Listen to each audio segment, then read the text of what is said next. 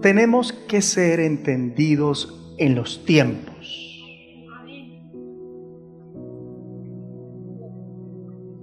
Reciba ese entendimiento en los tiempos.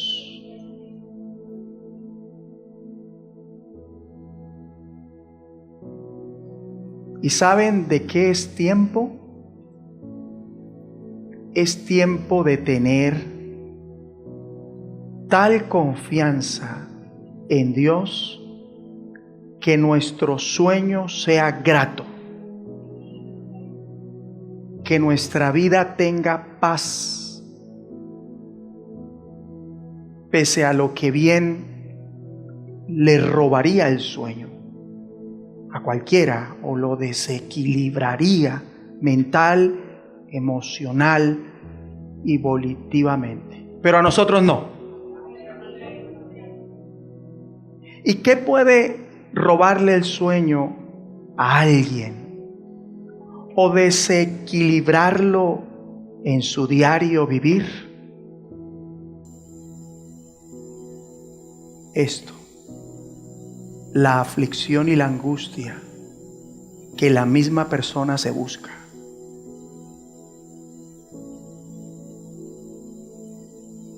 Sobre todo aquellas que tienen que ver con la familia. Las crisis familiares tienden a desvelar al que las sufre. Sin embargo, cuando uno se vuelve a Dios en medio de lo que se provocó, cuando no se deja su relación con Dios y entiende que con Dios puede haber restauración, el motivo, porque con Dios todas las cosas son posibles y Dios nos ama, esa es su naturaleza. Entonces eso o aquellos que lo afligen de día no le podrán robar su sueño de noche. No habrá ansiedad, estrés, miedo que lo logre. Reciba eso en el nombre de Jesucristo. Y esto lo vemos con nuestra Biblia abierta en Salmos. Salmos, capítulo 3.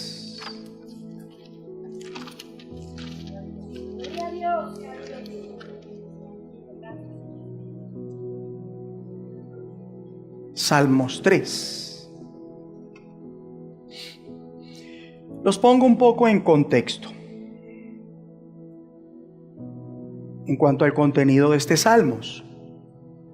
David, quien escribe este salmo,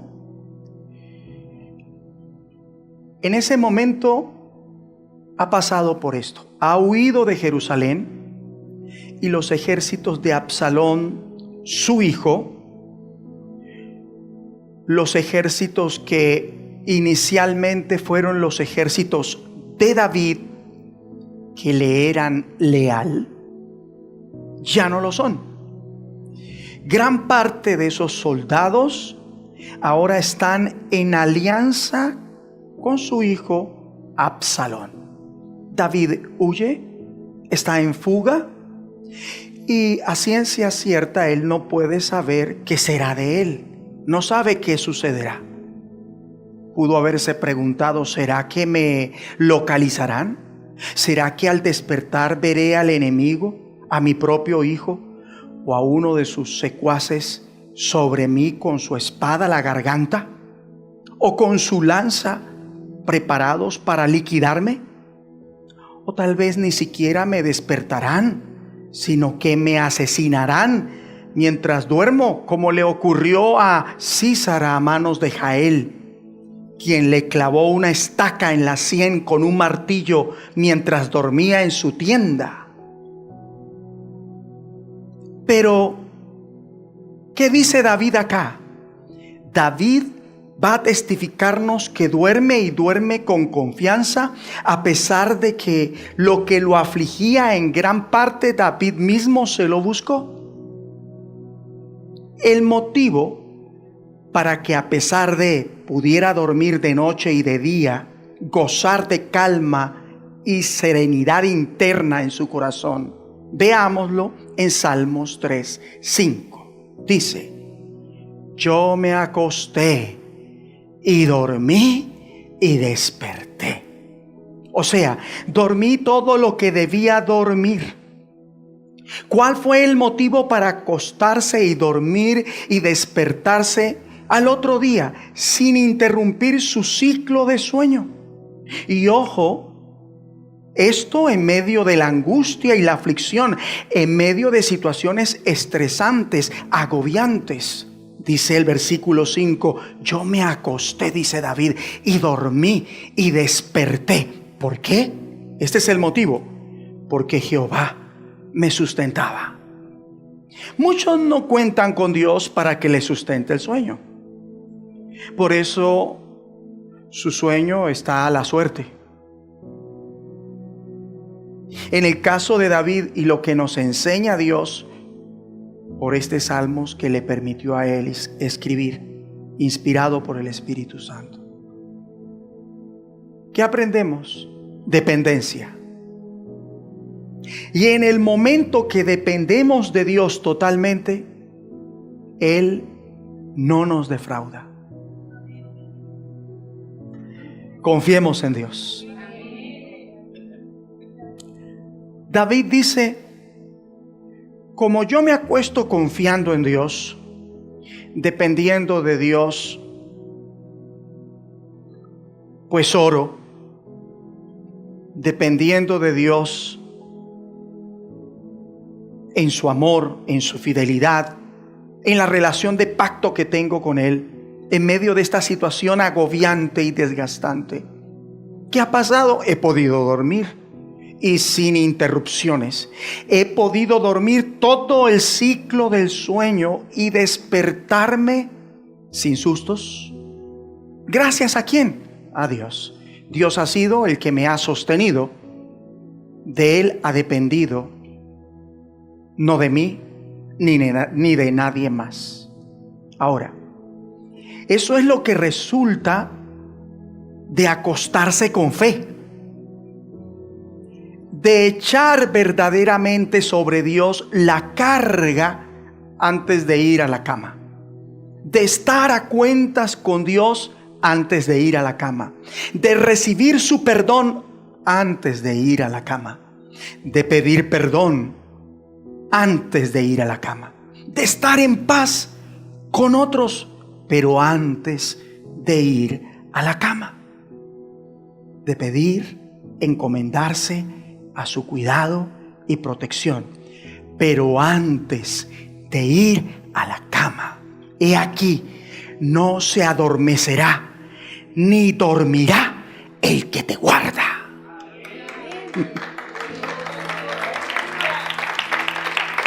Dígale al que está a su lado: Dios no duerme para que nosotros podamos dormir dulcemente. Tome nota del siguiente principio: el verdadero descanso a la hora de dormir resulta de confiar totalmente en Dios.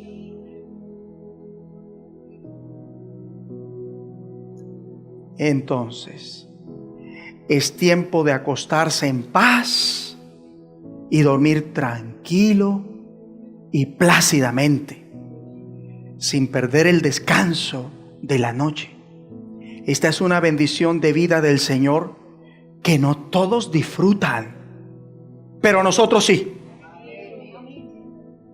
No más que debido a pensamientos y preocupaciones desconcertantes o dolores corporales o sueños intranquilos, se levanten fatigados y afligidos.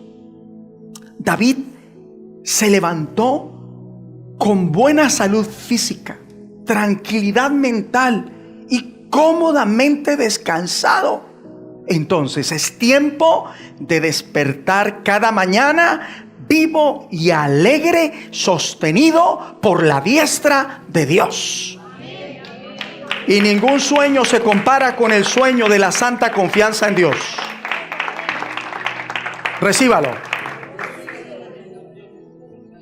¿Sabe cómo llamaron este salmos quienes organizaron la Biblia para una mejor comprensión a la hora de leerla? Leamos el tópico. ¿Lo ponemos, por favor? ¿Qué dice? Oración matutina de confianza en Dios. Entonces, esto nos propone a los lectores que consideremos este Salmos 3 para dar inicio al día. Es un buen Salmos para orar a primeras horas de la mañana, donde, como David, a pesar de todos los problemas y dificultades angustiosos que él mismo provocó, ¿qué hizo? Confió en el Señor, donde sin tomar nada semejante a lo que nosotros podemos tomar en la actualidad para ayudarnos a dormir, simplemente él lo que hacía era encomendarse a Dios, confiaba en Él, apoyaba su cabeza en quien es Dios, un Dios de liberación y restauración, con el cual tenía una relación de pacto, y así podía ¿qué? Dormir y descansar. Y además puedo decir que no sentiría, o mejor dicho, él lo dijo, que no sentiría miedo, aunque un ejército enorme encabezado por su propio hijo lo acosara. Aún así, todo el mundo estuviera en su contra, David nos va a comunicar que él no tenía miedo. Versículo 6. Sigue hablando David. No temeré a 10 millares de gente que pusieren sitio contra mí. Pese a que David está en gran desventaja numérica, 10,000 a 1, 10,000 en su contra, lo asedian por doquier. Y ojo, David es consciente de que su situación es muy complicada. Sus adversarios son miles, no cientos, miles a su alrededor. Y todas las tribus de Israel de alguna manera se rebelaron contra él. Mas David no enfoca su mente en eso, no pone su corazón en eso, no desvía su adoración, no embolata su arrepentimiento, ¿verdad?, a cambio de esa cruda realidad. Y no lo hará y no lo haremos en el nombre de Jesucristo, porque se tuvo y hay que tener un verdadero arrepentimiento.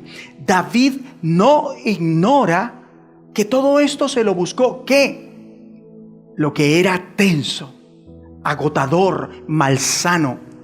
Pero como él tuvo un arrepentimiento y confía en la fidelidad de Dios, cree en esa fidelidad, en las promesas que Dios ha hecho con su pueblo, él puede gozar, a pesar de todo, de una serenidad que el mundo con dificultad logra tener.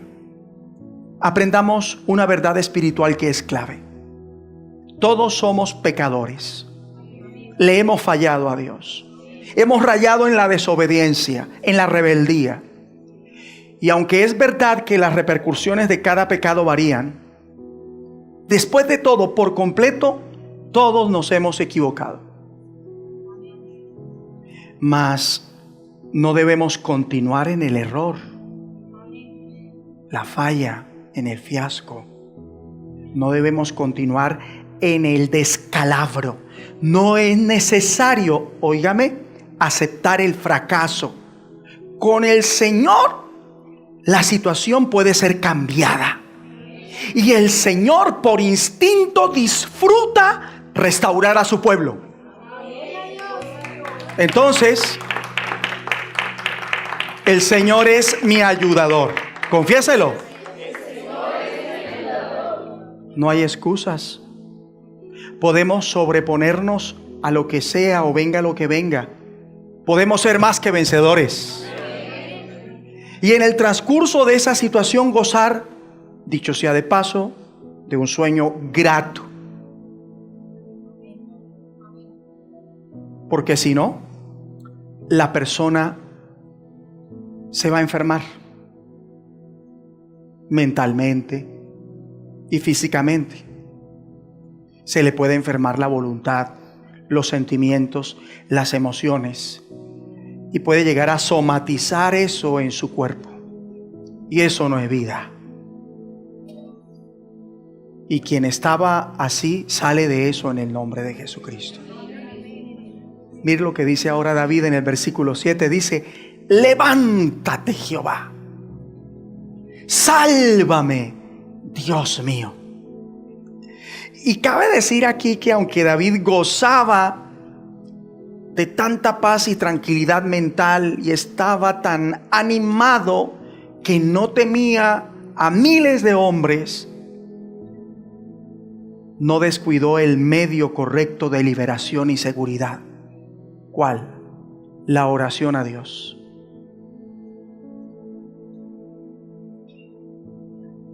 A quien reconocía como su Dios. Levántate, Jehová. Oró: sálvame. No es el Dios de por allá, es mi Dios. Sálvame, Dios mío.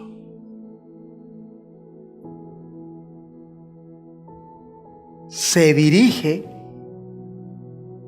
a Dios como su Dios y usa su pacto con Él como argumento para que Dios, por favor, se levante y lo salve de sus enemigos.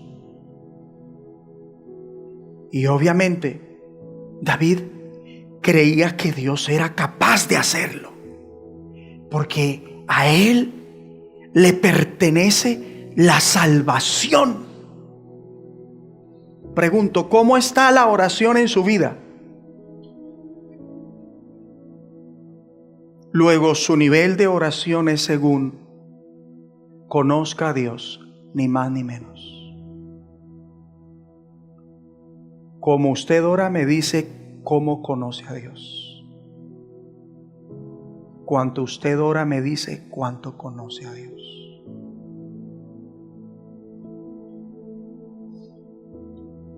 Levántate, Jehová, sálvame, Dios mío. Sigue diciendo: porque tú heriste a todos mis enemigos en la mejilla. Y herir a alguien en la mejilla se considera bíblicamente una afrenta y una muestra de desprecio. Entonces miren lo que Dios hace cuando hiere a los enemigos de sus santos en la mejilla. Los dientes de los perversos quebrantaste.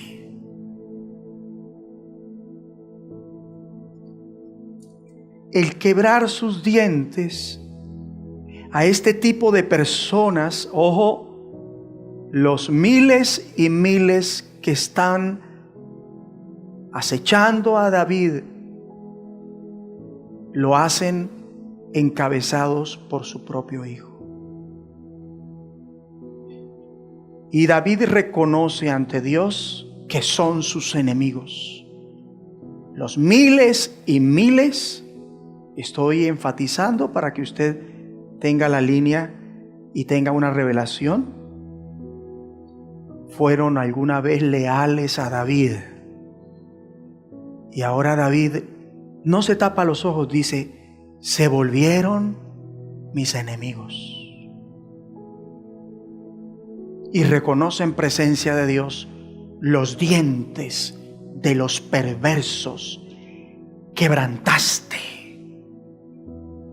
¿Y qué significa esto? Quitarle a esta gente el poder de hacer daño.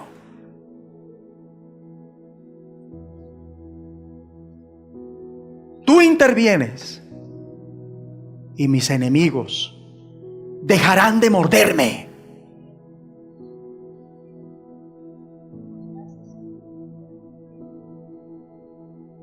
Una vez más, levántate, Jehová, sálvame, Dios mío. Yo subrayaría Dios mío.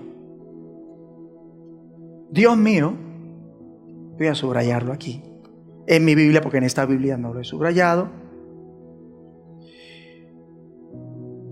Dios mío, en el versículo 7. Dios mío, el motivo por el que lo estoy resaltando es debido a que nuestro adversario argumentará en nuestra contra. ¿Por qué lo sé? Porque como ustedes también, yo he cometido errores. He sido desobediente, he rayado en lo malo, de alguna manera he cometido rebelión, al punto donde sé que momentáneamente se llega a considerar en ese instante que ya Dios no desea escucharnos. ¿Por qué? Porque se echó a perder algo, se procedió de tal forma que en ese instante parecía que se dejaría las cosas de Dios. Mas sepan esto: Dios está atento. A decir verdad, Dios es quien pone en el corazón de alguien el anhelo de volver a Él, de orar, de adorarlo, de volvernos para escudriñar las Escrituras y empezar a servirle. Por ello, David lo expresa con confianza y desea transmitir esa confianza a todos y cada uno de nosotros que estamos escudriñando esta parte del Salmos. Y expresa lo siguiente con fe y acerta: levántate, Jehová, sálvame. He aquí el secreto. Dios mío no es un Dios ajeno. Él no está probando a Dios. Él no está experimentando a ver si Dios lo va a ayudar. No, el Dios al cual está orando realmente es su Dios. El Dios al que usted ora es realmente su Dios. El Dios por el cual le pide, al Dios por el cual le pide a otros que oren en su necesidad, realmente es su Dios.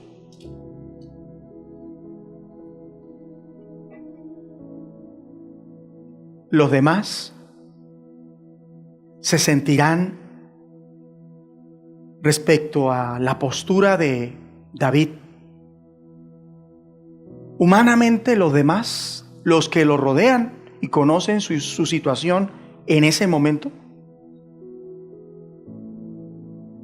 dirían: Dios mío, este es mucho descarado.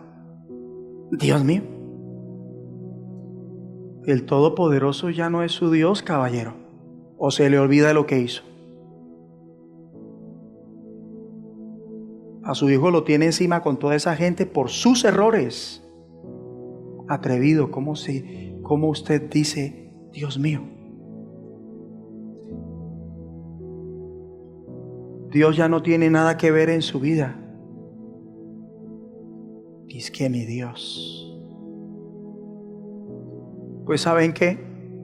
David lo hizo. Y David, sí, era culpable de adulterio y más encima de homicidio. Hagan memoria cómo tramó, urdió la forma de eliminar a Urías en batalla. Fue David quien mandó: retírense, retrocedan para que Urías quede expuesto al frente de la batalla y así poder lograr darle de baja. Joab, el encargado de hacer esta maniobra militar, Le replicó a David: pero es muy arriesgado, porque no solamente va a morir Joab, sino muchos siervos suyos, David. ¿Y qué contestó David? No me importa, hagan lo que yo les digo. Punto. O sea, no solo por su pecado muere Urías, sino mucha gente por la decisión que tomó David. Entonces, este proceder, su pecado de adulterio, pretender encubrirlo, le costó la vida a gente inocente. Aún así, ¿qué hizo David? Dijo: hasta aquí llego con Dios, Dios no quiere saber nada de mí. No, David conocía a Dios y tuvo un arrepentimiento genuino. ¿Por qué lo sabemos? Porque él nunca más volvió a cometer algo semejante. Nunca más. Entonces, David es un modelo aquí a seguir en el sentido que le dice al Señor en su relación de pacto de amor con Dios. Aunque falló terriblemente, David se arrepintió sinceramente y no dejó de hacer de Dios su Dios. Esa locura no la cometió él. Por eso le dice: Dios mío. Y estas son las buenas nuevas. Dios no lo rechazó. ¿Y qué piensa la mayoría? ¿Cómo Dios no va a rechazar a un adúltero y asesino? Pues si se arrepiente de corazón, lleva fruto digno de arrepentimiento, Dios nunca lo rechazaría.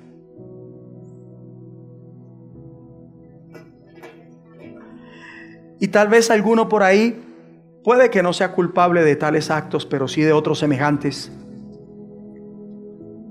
Quizás esta es la fecha y no ha pagado en una cárcel por lo que hizo.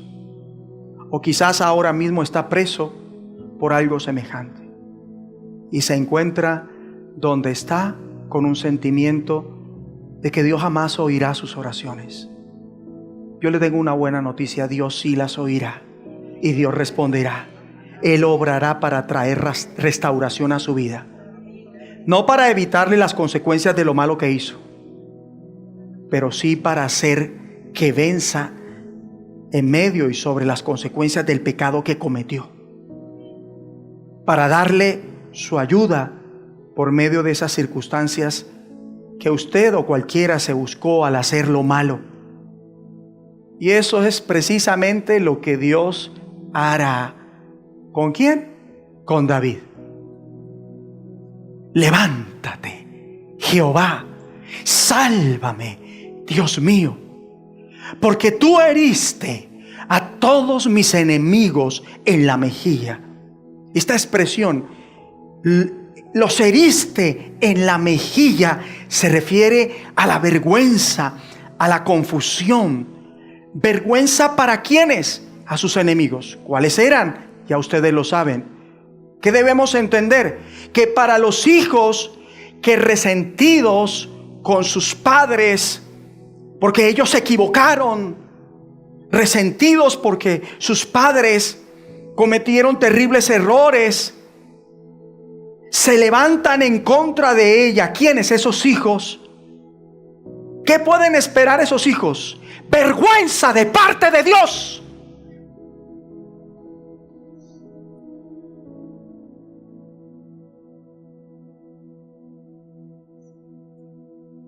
Porque la honra a su papá y a su mamá no está supeditada al trato que ellos le dieron.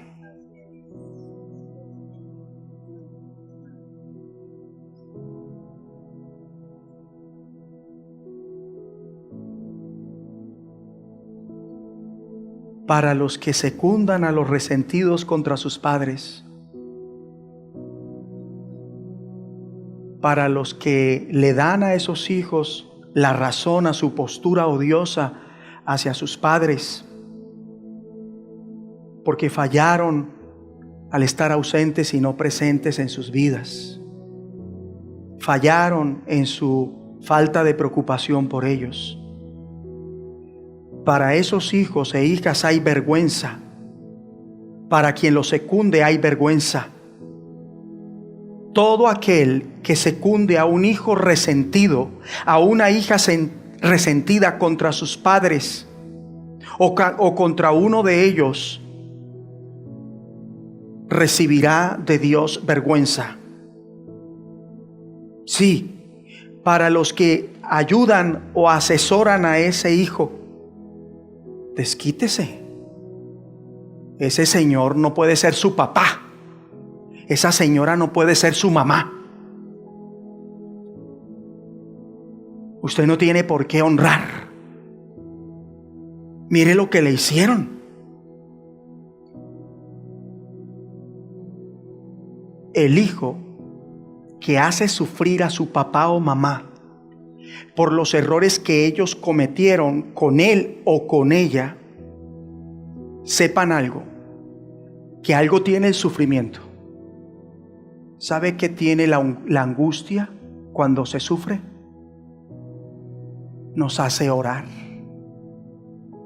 Y cuando un papá y una mamá ora a Dios por la angustia que le produce su propio hijo, pues no ha podido superar los errores que cometió para con él o para con ella, Dios oye el clamor de ese papá y de esa mamá y le pone un tate quieto a ese hijo que por no superar los traumas está haciendo sufrir a sus padres o a uno de ellos.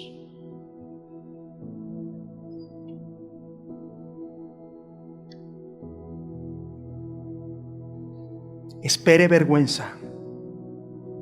Así que cuidado. Versículo 7. Porque tú heriste a todos mis enemigos en la mejilla. ¿Qué significa esto? Algo que muchos nos enseñan mal. Y que dice que Dios no hace. ¿Y qué hace Dios que algunos predican que no hace? Dios avergüenza. Dios avergüenza gente de este talante que estamos aprendiendo hoy. Porque tú heriste a todos mis enemigos en la mejilla. ¿A quiénes Dios avergüenza? A los que desean avergonzar al que tiene una relación de pacto con Dios. David está procurando el perdón, está procurando misericordia, está procurando la ayuda de Dios en las tribulaciones, está procurando la gracia de Dios. Mas entendamos que la gracia de Dios nos regresa siempre a una postura en la que podemos pegarnos y tener esperanza en las promesas de Dios. Versículo 7, ¿cómo termina? Los dientes de los perversos quebrantaste. O sea, a los hijos que olvidan honrar a sus padres porque ellos, sus padres, en algún momento los decepcionaron terriblemente, no estuvieron presentes como ellos hubieran querido, y que ahora como hijos, en vez de honrarlos, los desprecian, se sienten con todo el derecho, dicen que es lo justo. Cuando estuvo mamá y cuando estuvo me traumó, quítese de ahí, no me llame. ¿Para qué llama, vieja? Prepárese, hijo, prepárese, hija, porque ese desprecio Dios lo castiga.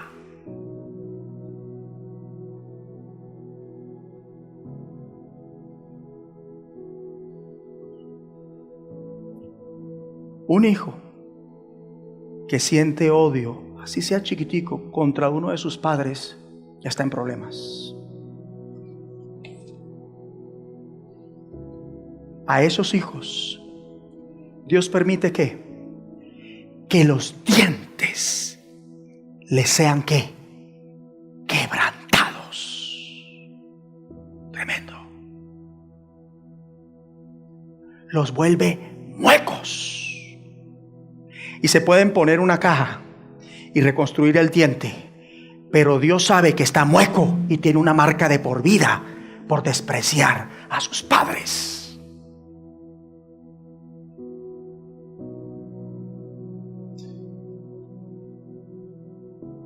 Ese es Dios, que le voltea el mascadero a gente así, que ataca a alguien que tiene una relación de pacto con Dios.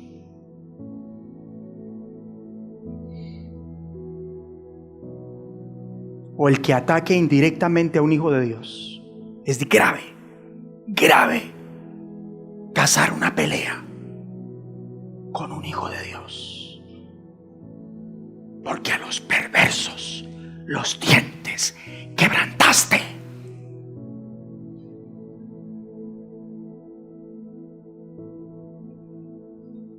Miren cómo Dios actúa, cómo Dios obra. Y no nada más para avergonzar y derrotar, sino también para humillar. ¿A quiénes? A los que vienen en contra de su pueblo de pacto.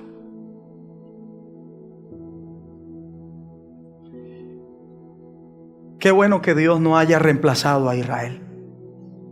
¿Sabe por qué? Porque esto nos enseña que Dios no va a decirle a un no judío que ha entrado en el nuevo pacto: sepa que va a perder su salvación. Yo creía eso.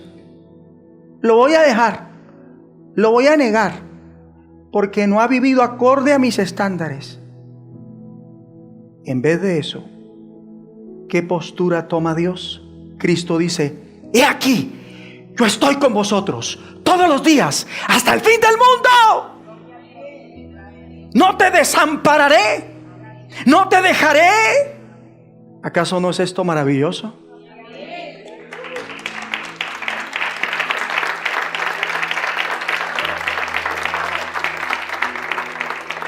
Es verdad. En ocasiones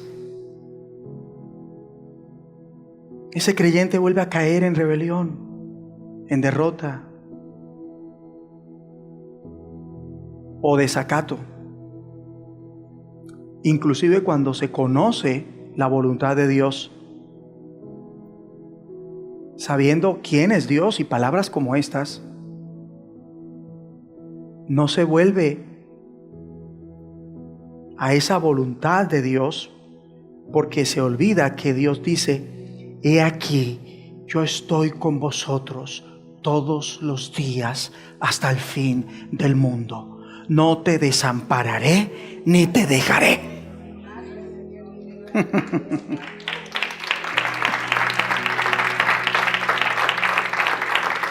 Y no podemos olvidar su promesa de compañía eterna. ¿Por qué? Por el nuevo pacto de apoyo incondicional y de fidelidad constante, que refleja un sentimiento de protección y la garantía de que Dios jamás nos abandonará, sino que estará presente para siempre. Dios lo que nos está diciendo es que no nos va a dejar ni a soltar. Dios va a mantener esa relación. ¿Qué nos enseña eso? Nos enseña que podemos tener esperanza, y el hecho de que Dios nos diga: caramba, no te desampararé, debería llegarnos a lo más hondo.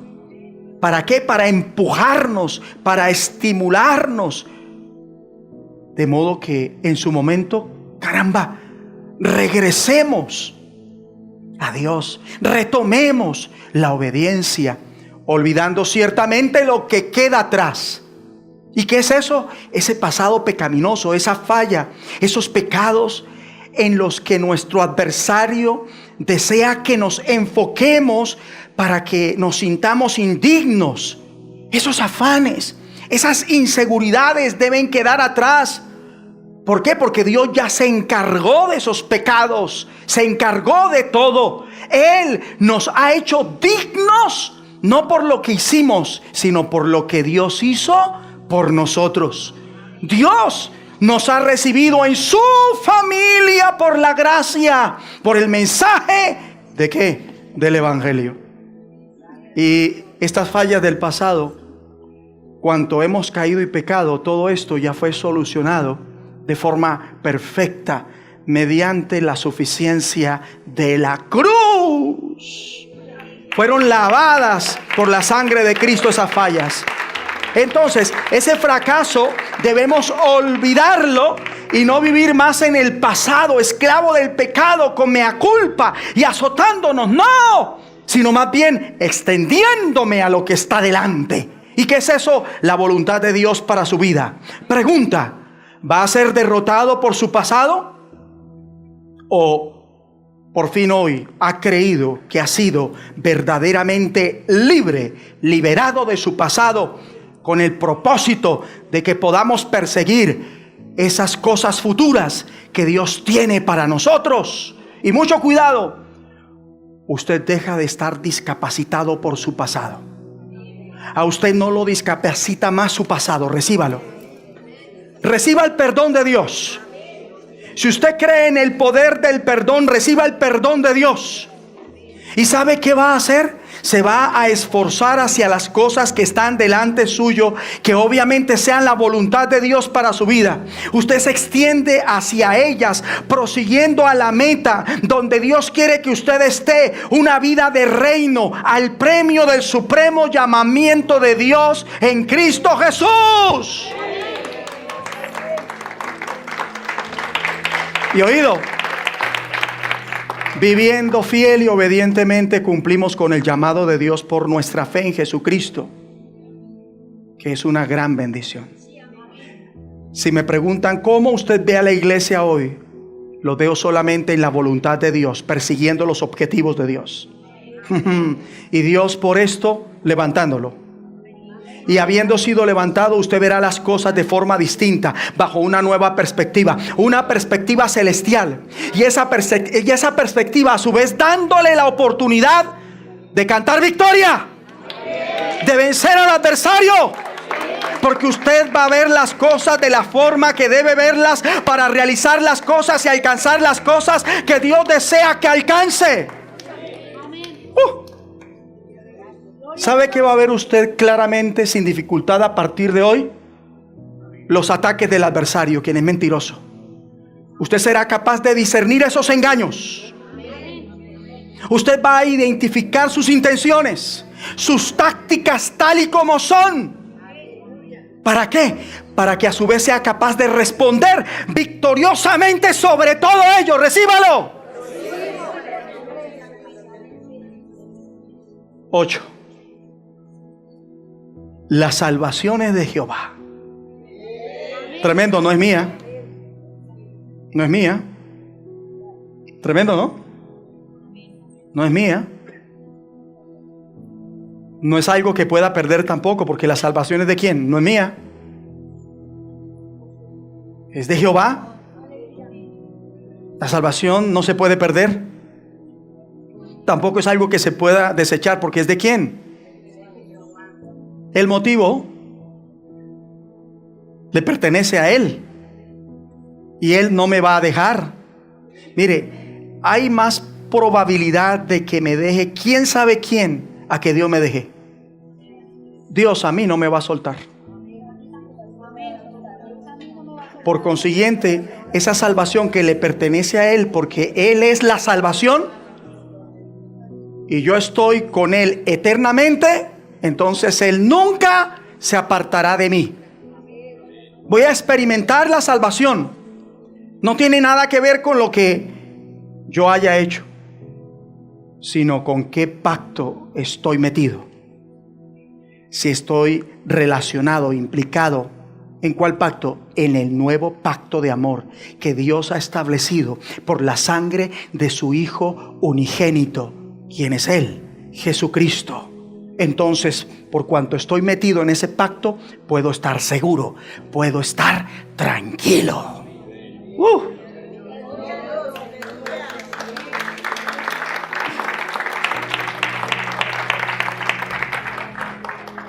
Dice 8, la salvación. ¿Qué dice? ¿Salvación?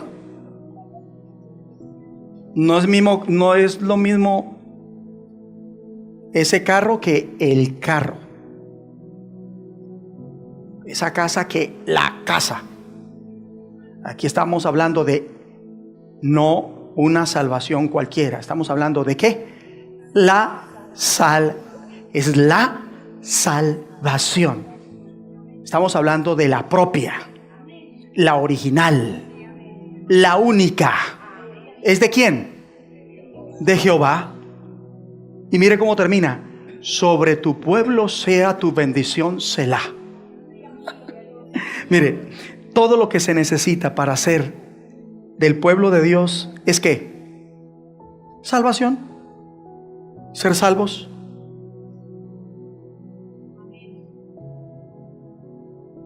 Los salvos son del pueblo de Dios. Los no salvos no.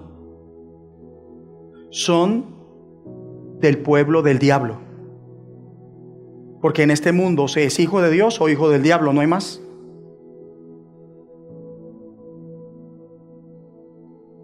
Y el medio para poder gozar de esa relación con Dios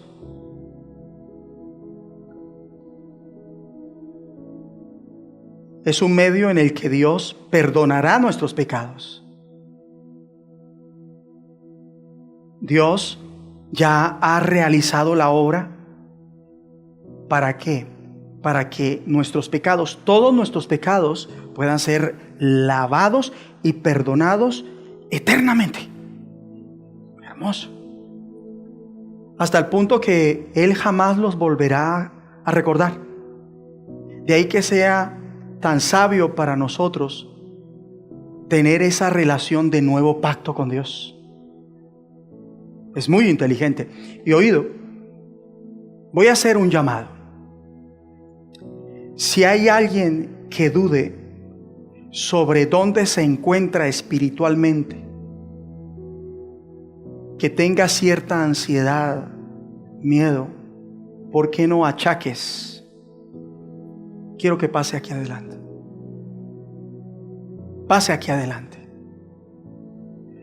Y ojalá se postre. Y si usted está conectado virtualmente, acérquese al monitor. Y usted que pasó aquí adelante, dígale a Dios: Señor, te he fallado. Así, dígasele así: Señor, te he fallado. He sido rebelde, he desobedecido, me he apartado de tu voluntad y soy un pecador.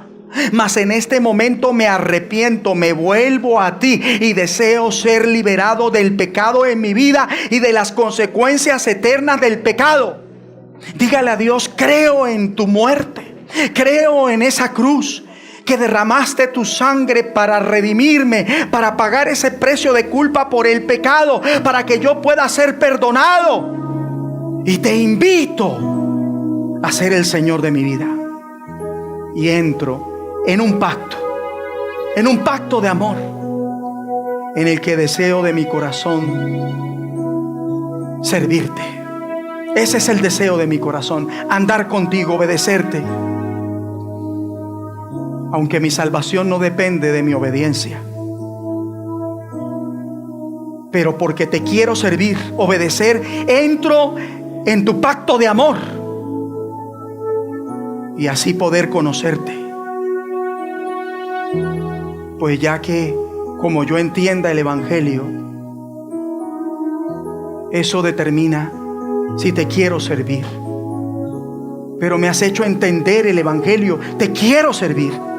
Quiero estar bajo tu autoridad, en tu nombre, en el nombre que es sobre todo nombre. Entonces, Por eso David hace este gran enunciado o declaración. ¿Cuál? Póngase sobre sus pies, escúcheme. Las salvaciones de Jehová. Sobre tu pueblo sea tu bendición, Selah. Y para terminar, déjeme animarlo a vivir de tal forma en una relación de pacto con Dios que le conceda ser beneficiario para toda la vida y de por vida de sus bendiciones en su reino. Y les prometo lo siguiente: sus bendiciones sacian, sus bendiciones complacen, convencen. Sus bendiciones en el reino son perpetuas, jamás se deterioran, jamás se esfuman y jamás dejan de ser suficientes. Las bendiciones de Dios satisfacen completamente, son causa de alegría, y lo extraordinario es que son sus bendiciones que aprovechamos con Él en su presencia, pero también en ese reino sempiterno. En el nombre de Jesucristo, todos terminemos haciendo la misma declaración que hizo David. Si dejó la Biblia, lástima, pero está la pantalla. Las salvaciones de Jehová. Sobre tu pueblo sea tu bendición, Selah. ¿A quién le pertenece la salvación? O sea, su salvación no es como la moneda del bolsillo que se puede perder. Dios lo escoge. Él lo llamó por su gracia, lo aviva por su Santo Espíritu y lo guarda con su poder. Él es el autor de la salvación. Entonces, ¿de quién viene la salvación que usted necesita por ahora? ¿A quién le debe la salvación eterna que tiene? Tremendo. ¿De quién viene la liberación que usted necesita en medio de la aflicción que está viviendo? Tremendo. Levante sus manos al cielo. Abba, sobre tu pueblo, porque esta es tu familia, sea tu bendición ahora. Mira ese que está recibiendo, aquella que está quebrantada. Dios lo levanta. Dios lo levanta.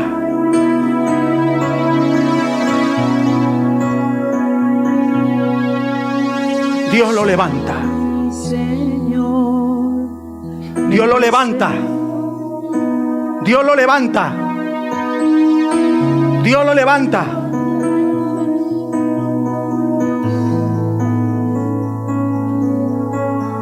Recíbalo. Dios lo levanta.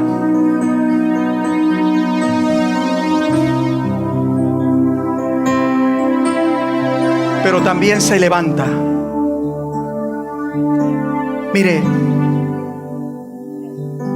pídale a Dios, dígale: Señor, por el nuevo pacto en la sangre de tu Hijo, levántate y sálvame en medio de la crisis que estoy viviendo. Dígaselo así: Señor, levántate y sálvame. Sálvame en medio de la crisis que estoy atravesando, esa situación que estoy viviendo. Estamos hablando de una situación que usted siente que lo está perjudicando. Señor, ahora levántate y sálvame, Señor. Sálvame, Señor. Sálvame en medio de esta crisis que me está perjudicando. Usted sabe por qué es esa crisis. Algunos, la crisis que lo agobia es laboral, otros es sentimental. Pero usted puede contar con Él para que se levante y lo salve. Y usted cuenta con Él cuando se lo pide, como lo hemos aprendido con este Salmos 3. y aproveche para decirle a Dios: Señor, coloca en el corazón de mi cónyuge, de mi hijo, de mi papá, el deseo de volver a ti, Señor. Coloca el deseo de volver a ti ahora. En el corazón de mi hija, de mi yerno, de mi nuera. Coloca en el corazón de mi hermano, de mi hermana, el deseo de volver a ti. Colócalo ahora, Señor. Coloca el deseo en el corazón de ese hermano en la fe que sirvió conmigo, que se congregó conmigo. El deseo de volver a ti. En el nombre de Jesucristo, coloca ese deseo ahora.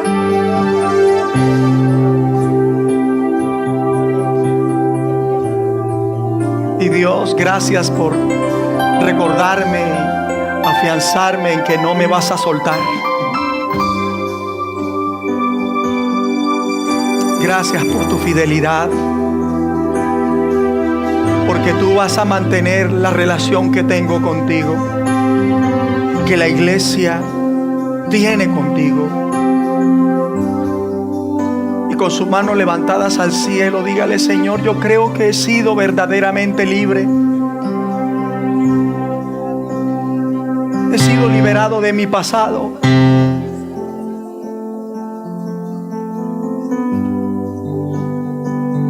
Y puedo comenzar a perseguir esas cosas futuras que tú tienes para mí. Y nunca más el pasado vuelve a discapacitarme. En el nombre de Jesucristo.